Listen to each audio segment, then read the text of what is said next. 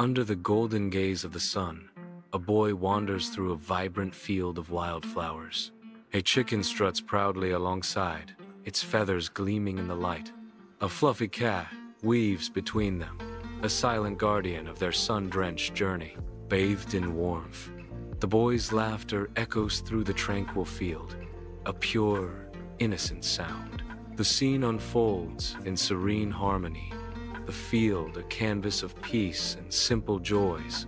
A peaceful tableau unfolds on a rustic farm road, where a boy, a chicken, and a cat embark on a leisurely stroll under the vast sky.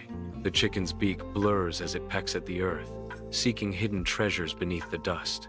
The cat, a vision of feline grace, playfully bats at the leaves, its lithe body a dance of agility.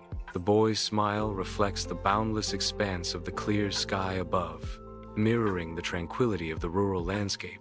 The symphony of nature fills the air as birds chirp and leaves rustle, composing a harmonious melody of rural life. As the sun sets, a sprawling meadow transforms into a sanctuary for an unlikely trio.